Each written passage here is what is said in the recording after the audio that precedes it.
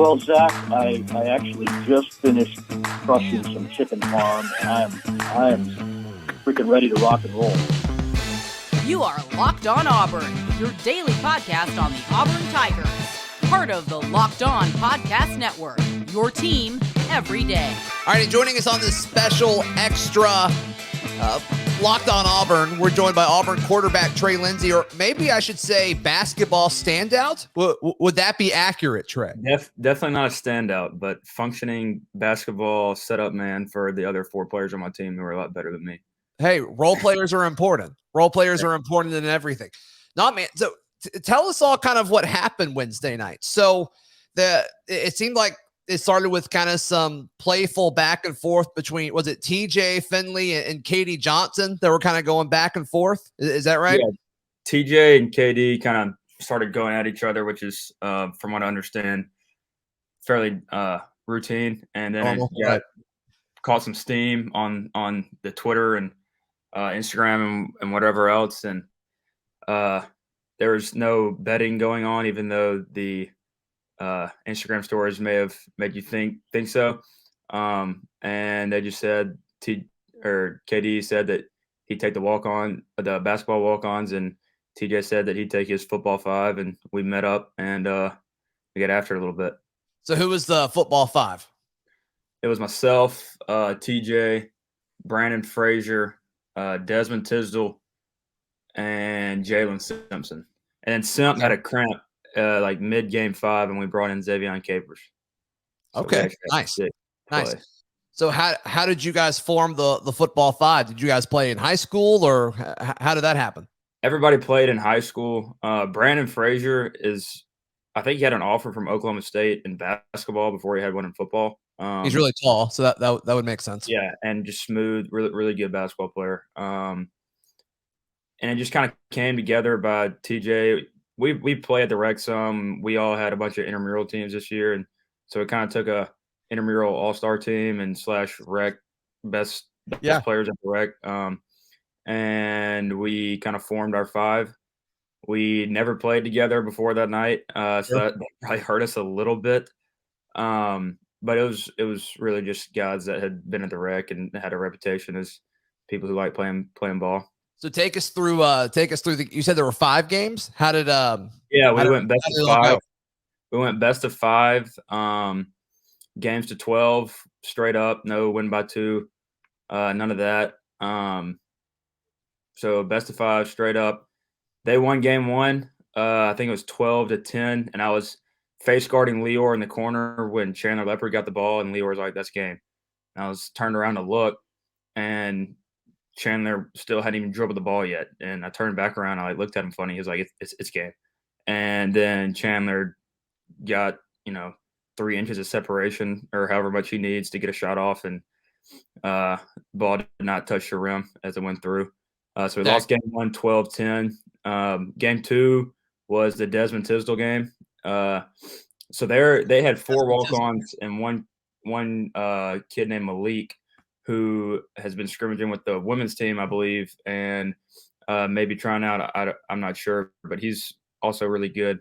But Desmond was a lot thicker than him, and so we just kept dumping it down there to Desmond. And I think he probably scored I think he went on a 5-2 run. Rate Desmond's post moves for us real quick. Desmond has one post move, but it's all he needs, and it's spinning over his right shoulder and going up with his right hand before the help can get there. And it was unstoppable when you just threw it down there to him, and he was getting buckets. And I tried to stay out of the way. I tried to get it to him and then pull my guy out.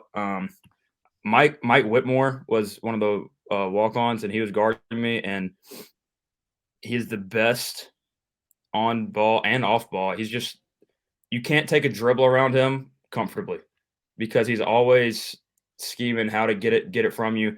He's insanely quick. You can't breathe when you're dribbling the ball around him. It was so frustrating, and I mean that in the most endearing way possible. But it was the most annoying games of basketball that I played because he was just always right there. Was he on you? Was he on you the whole time? Yeah, I don't know why they did that, but he was sticking me the whole time, and he was insane. And so I would we threw it down there a couple times and he'd go poke it out. And I was like, okay, I got to do something to make sure that he's not down there. So I'd dump it down there and start running in circles to try to keep him occupied. But Desmond would just grab it, turn over his right shoulder and score. And it was fun to watch. And so we won game 2. Game 3, they got up like 8-3 or 4 in game 3. Right. And we ended up making it a game. I think it was 10-8, and TJ hit like a 30-footer to tie it at 10. And then the same thing happened. Chandler hit every single game winner they had. I'm guarding Leor again. He was hot again. I mean, I guess he might not be hot. He's just always that good. And you can shoot. That's for sure. Gosh, they can all shoot. All of them can. And so I'm like face guarding Leor again because he had been giving us problems. And he was like, this game. And I turned around and Chandler got the ball. And I was like, well, it worked last time. And sure enough, it was game. And then game 4 was back and forth. And we won. No, game 4 was the game we beat them pretty bad. So game 4, it had been easy to quit because they were obviously the better basketball. Definitely more basketball skill and talent and ability and IQ and everything. But we just tried to make it not a basketball game in game 4 and just kind of roughhouse a little bit, and it worked, and we got up. I think we were up 10-5 and ended up winning that one 12-8 or so. And then game 5 was awesome. It was back and forth. And we had 3 chances to win it, and Mike did his thing and went and stripped whoever had the ball for us, and Chandler hit the 3 to win 12-10. So I think we lost 12-10, 12-11, 12-10. And won. Dang, that was close. And yeah, it was intense, close games, all 5 games. Well, I'm not gonna lie. When I started hearing and reading, people, tweeting and posting about it and stuff, I'm like, I thought y'all were gonna get waxed. I'm gonna be 100% honest with you. I thought you guys. They play basketball all the time, all year round. So they're just kind of, And they play with each other. It's not like they just That's true play. too. So Yeah. me and Dez were on Leor and Chandler for most of it. And both those dudes are just ridiculous. If you give them a foot of space, it's in.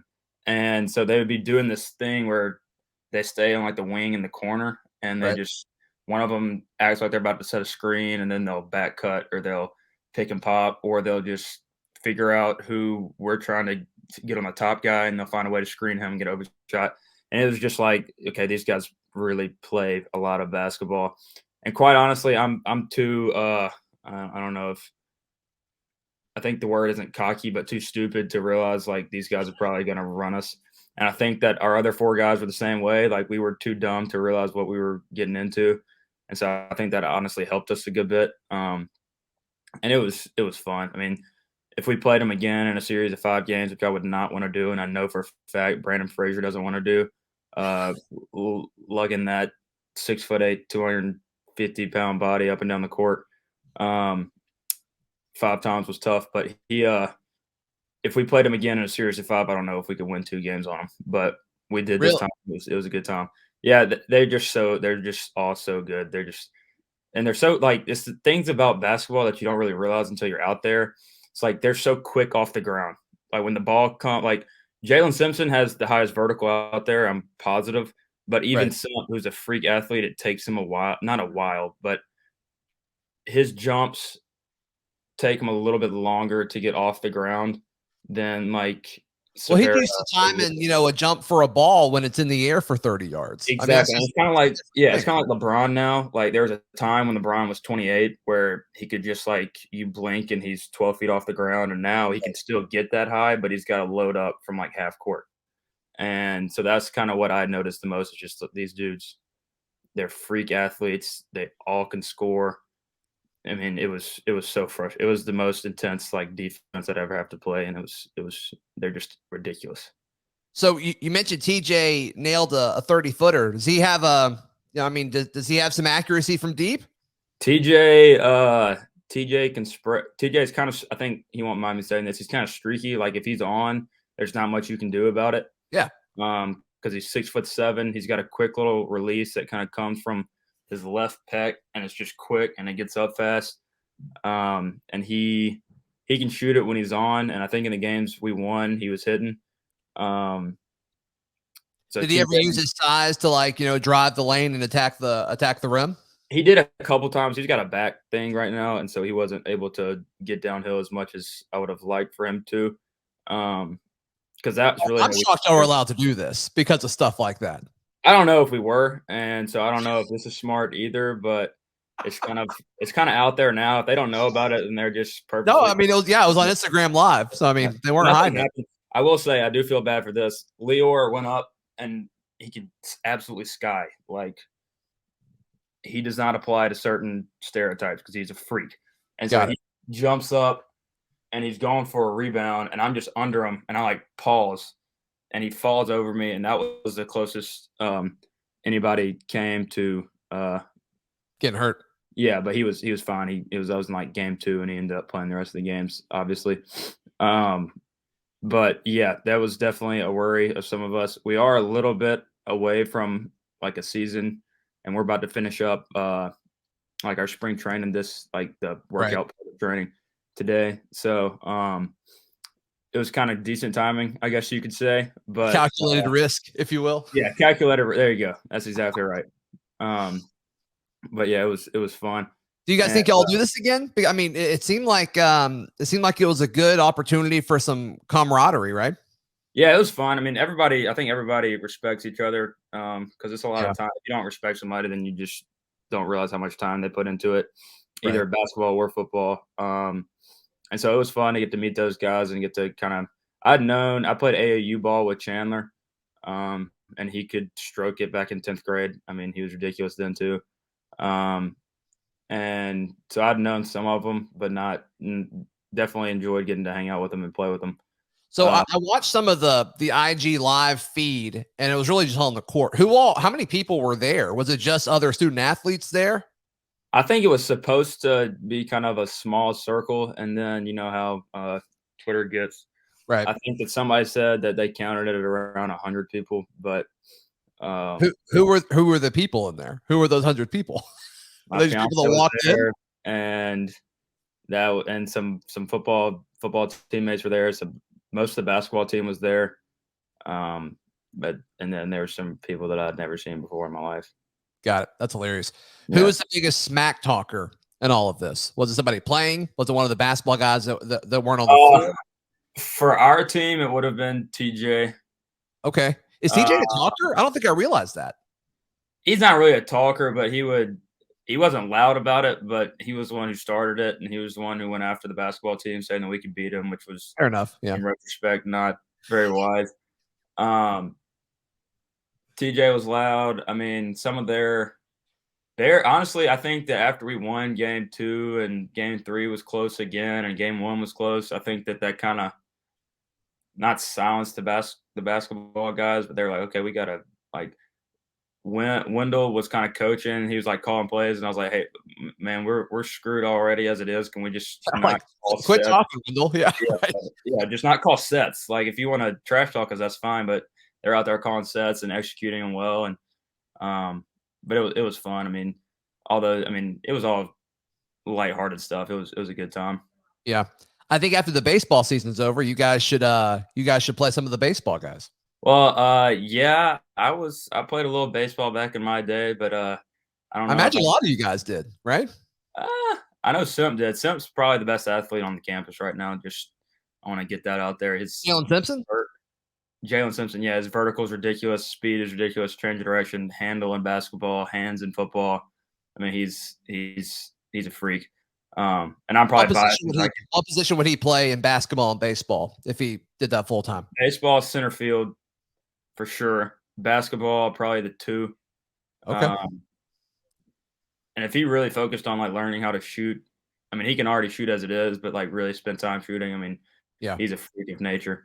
Kind of Russell Westbrook-ish when he comes down the lane, in my opinion.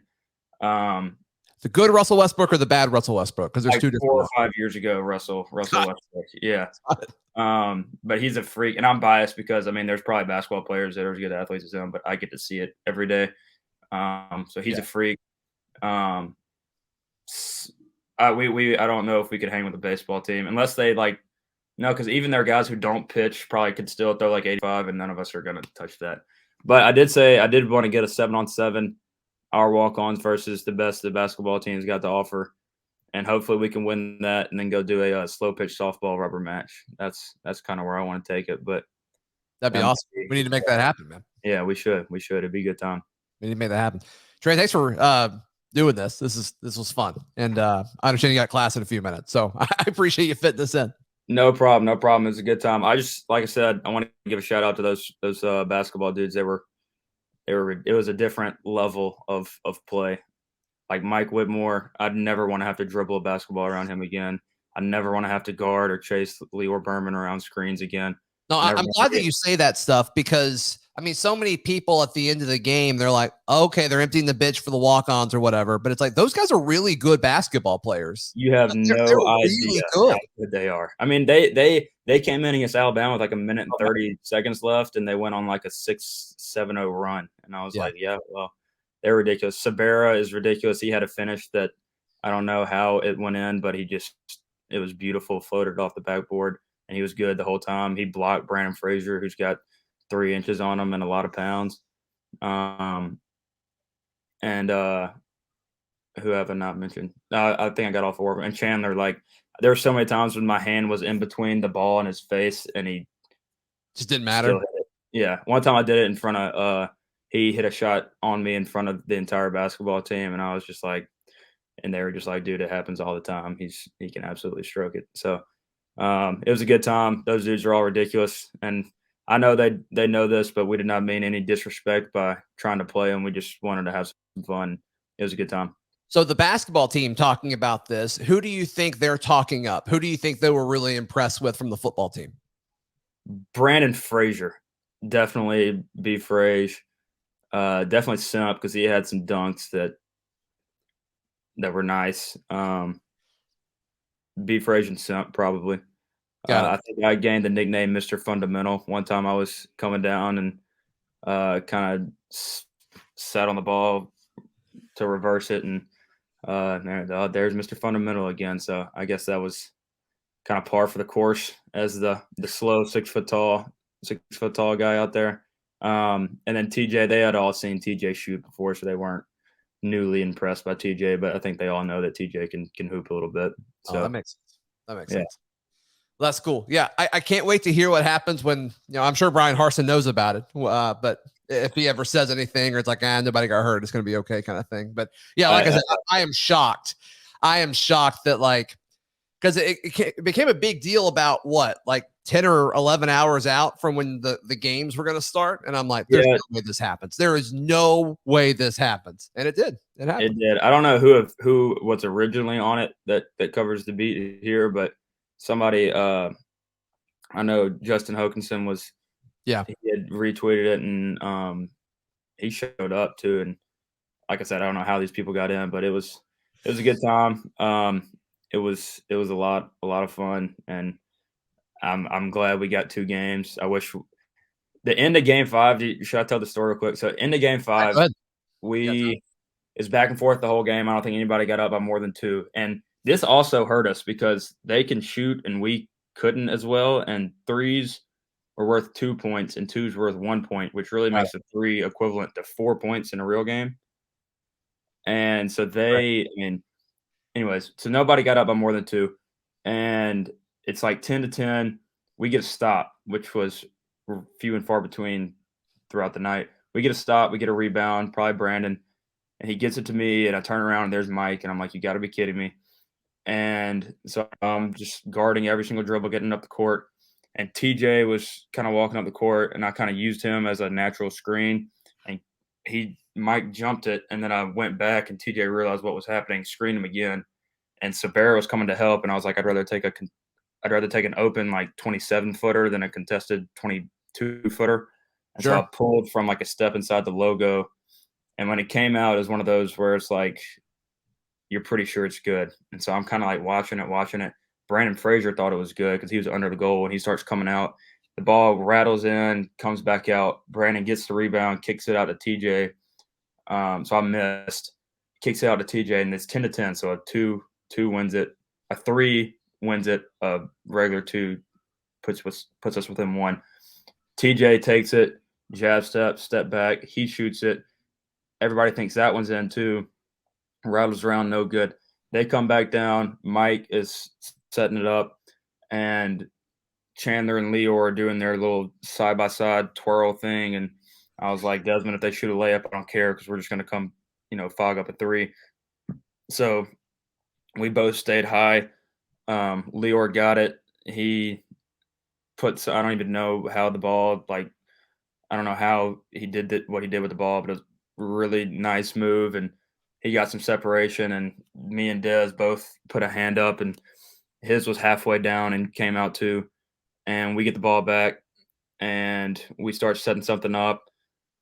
And I forget who it was for us, but we got stripped. Mike was he's just always hunting a steal, and he got one. Came down, and Chandler, full speed. He's running full speed. He catches it, stops, goes straight up, and nails it. And and we were like, dang, game over, 12-10. Still, I'm impressed how competitive it was. Seriously, I think that says a lot about what you guys were able to do. So yeah, without Brandon Frazier, I don't know how competitive it would have been, but it was a good time for sure. That's awesome, man. That's awesome. Well, Trey, thank you for your time, buddy. I really appreciate it, man. No problem, Zach.